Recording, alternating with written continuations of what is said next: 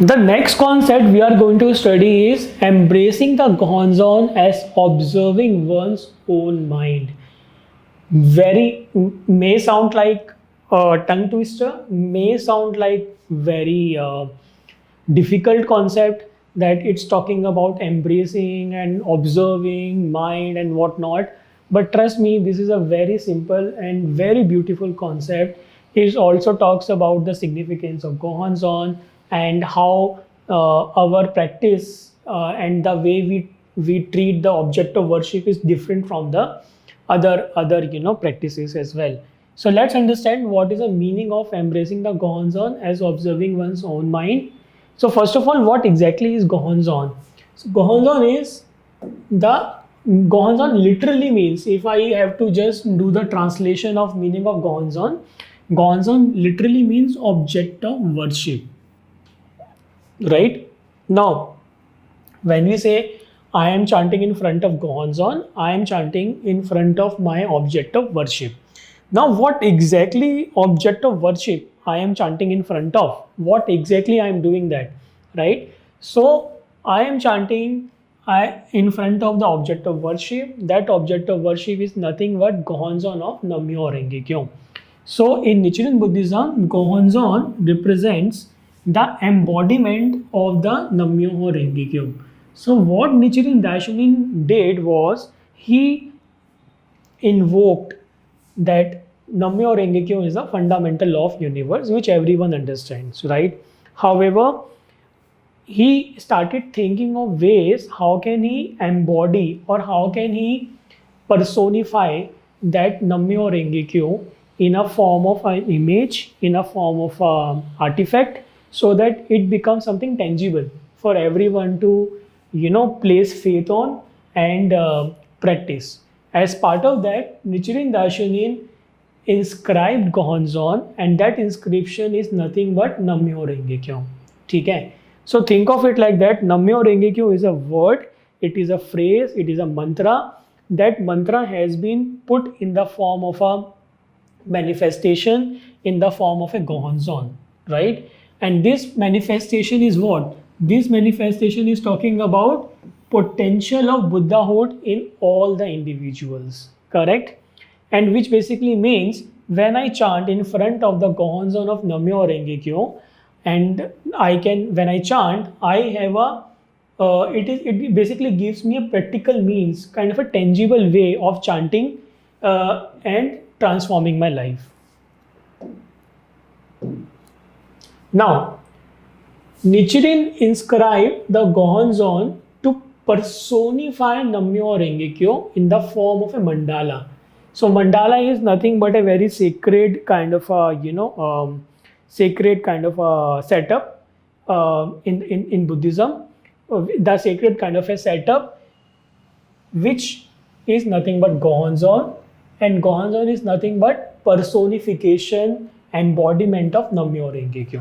So when I am chanting in front of Gohonzon, I am basically looking at the personification or embodiment of Nam-myoho-renge-kyo. Why I am saying so? Because at the center of Gohonzon, what is written in the classical Chinese language or classical Japanese language, by the way, is nothing but Nam-myoho-renge-kyo Nichiren. Okay. So in the center of our life, similar to that, when we look at the Gohonzon, we are chanting in front of the Gohonzon, we are seeing what written is Nam-myoho-renge-kyo and Nichiren. So when basically it's saying that Nam-myoho-renge-kyo and Nichiren are the same person, that my life is nothing but similar to Nichiren, my life is also nothing but Nam-myoho-renge-kyo. And what is Nam-myoho-renge-kyo? Nam-myoho-renge-kyo is the ultimate life state which I should manifest. And that life state is something which will that is a mantra, that is a life state with the help of which everyone has attained Buddhahood, right? So when I am chanting in front of Gohonzon, I am looking at the ultimate life state of the life, and that life state is nothing but Nam-myoho-renge-kyo. And this is the fundamental law with the help of which everyone has attained Buddhahood. Okay? Now, Gohonzon basically manifests, encapsulates, it embodies Nam-myoho-renge-kyo the mystic law. And when we chant in front of the Gohonzon, we are basically trying to awaken this potential in our life as well, right? And when Nichiren Daishonin says that I have inscribed my life in a sumi ink, basically he is saying that ultimately he has symbolized the universal and eternal nature of Buddha in everyone. So that is basically Gohonzon basically means. Gohonzon is not a picture or not a figure or not a relic. It is basically a mandala. That mandala in the center we have written Nam-myoho-renge-kyo Nichiren, which is the ultimate life state and which shows that Nichiren is putting a trust that my life and Nam-myoho-renge-kyo are same, and similar to that our life, my life is similar to Nichiren Daishonin, and we both can attain Buddhahood in this lifetime only. Now, let's understand the intent of Daishonin, why he inscribed Gohonzon. Because ultimately, as a human being, we always need something external to to either validate or to put faith on. That's how the nature. That's how our evolution is. We also need mirror to look ourselves and see how we are looking. Similar to that, idea of inscribing the Gohonzon is when I sit in front of the Gohonzon, I am looking at the mirror of my life and seeing what kind of life state I am in. And when I chant in front of the Gohonzon, it gives me something external, a kind of a mirror equivalent to look at my life.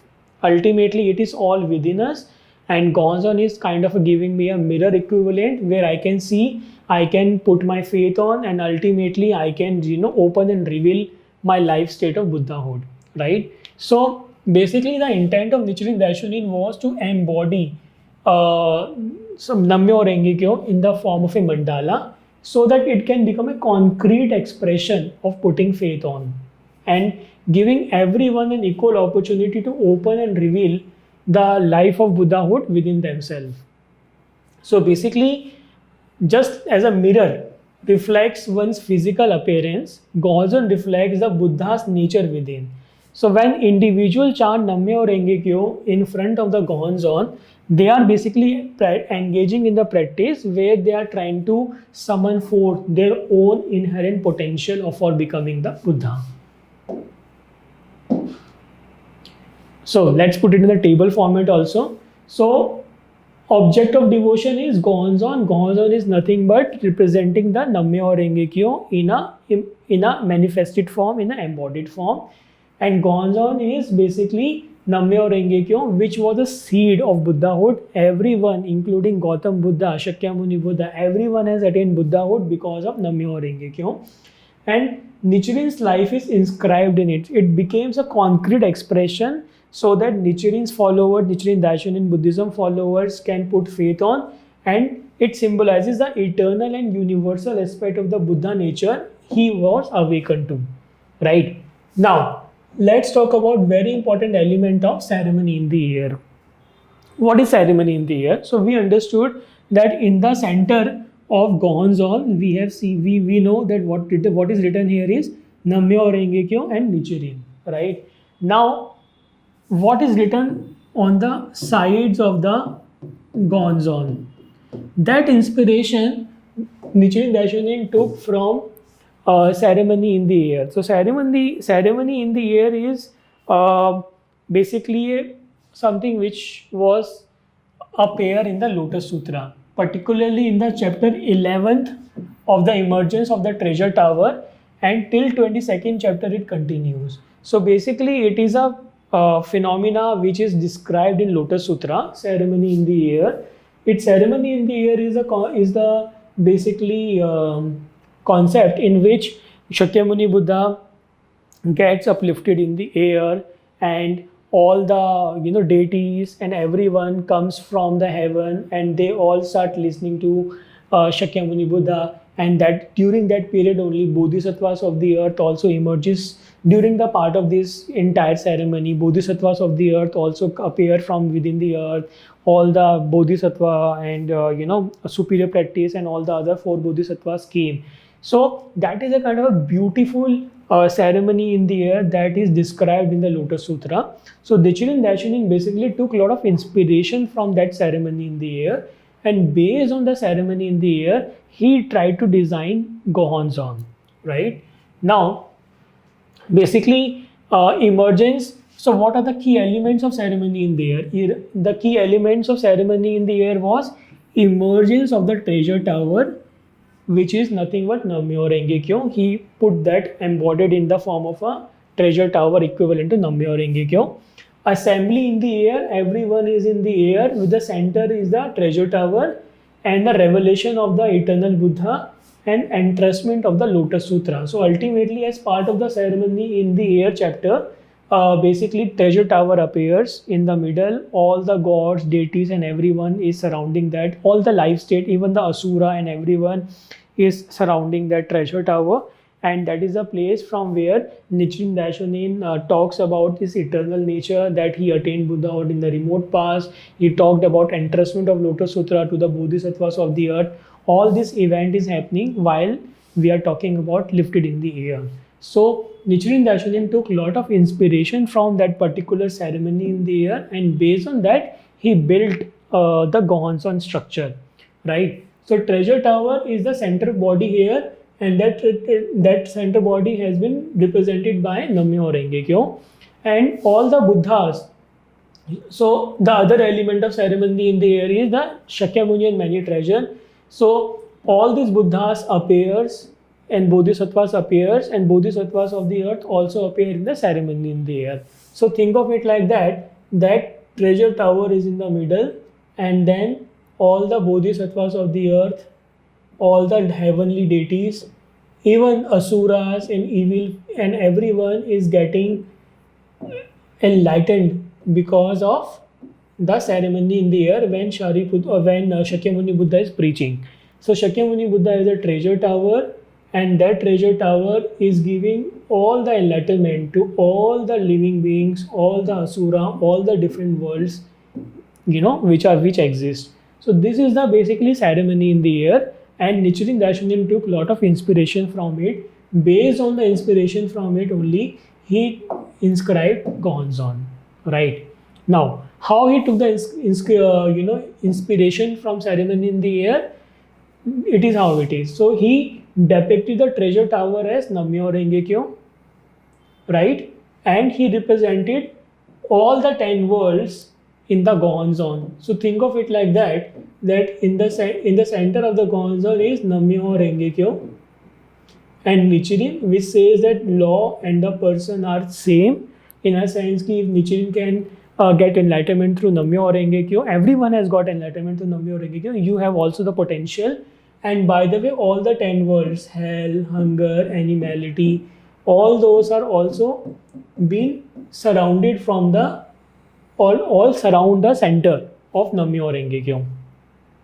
So Gohonzon basically represent the state of the Buddha, which says that while you have the center, you also have all the 10 worlds which are getting, which you can manifest at any point of time, right?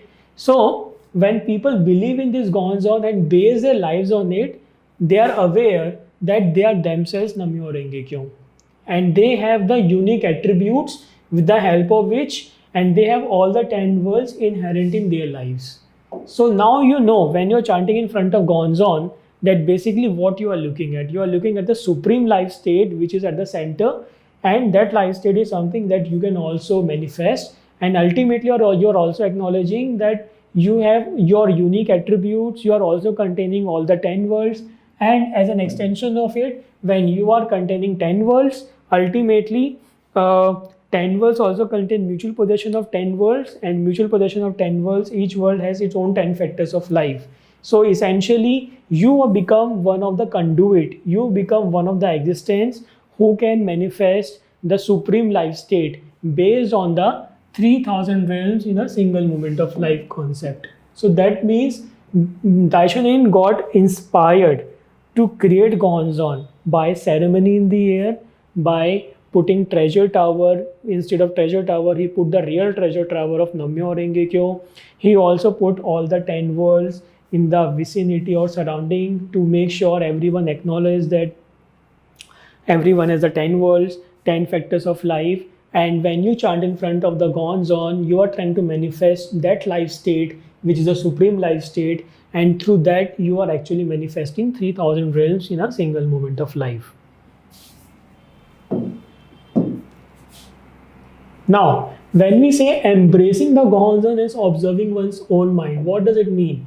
So it basically means that 3000 realms in a single moment of life is a concept which we already discussed in the last video, was first of all conceptualized by Tian Tai from China, right? Now, Tian Tai from China understood the concept and he made a practice of meditation. With the help of the meditation, you have to start observing your mind. You have to start seeing that from one moment to another where you are moving. However, as you move up the ladder in that meditation, it becomes very difficult for lay person to start observing your mind, right? So Tian Tai was actually the person who talked about 3000 realms in a single moment of life, and as a matter of practice, he made a meditation as a mode of practice to start observing these 3000 realms in a single moment of life. However, as the level increases, it becomes very difficult for everyone to start, doing that. To simplify it, what Nichiren Daishonin did was creating the Gohonzon. So, Gohonzon has a multiple purpose. Gohonzon is acting as an embodiment of Nam-myoho-renge-kyo, something like a mirror of your life. It is something, a supreme life state that one can achieve. And when you chant, you are summoning forth your supreme life state, and ultimately, you are trying to manifest Ichirin Sanzen or 3000 realms in a single moment of life. At the same time, it is a more of a practical and accessible way with the help of which you can start observing your mind. Because instead of when you start chanting, you would have observed yourself also. When you start chanting, you start reflecting on your daily life. When you start chanting, you start observing the 10 worlds which are in your world, which you are manifesting in the day-to-day life. Because when you start chanting in the morning and when you chant in the evening, at that point of time, you are pondering over also what right thing you have done, what wrong thing you have done, how you could have behaved differently. Ultimately, you are getting a lot of wisdom to take the right action. So based on those, ultimately, when we say embracing the Gohonzon as observing one's own mind, it basically means you are observing all the 10 worlds in your life.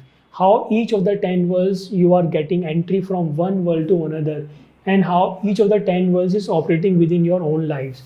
When you start doing it, then you start making the right decisions, because you know the manifestation of 3000 realms in a single moment of life.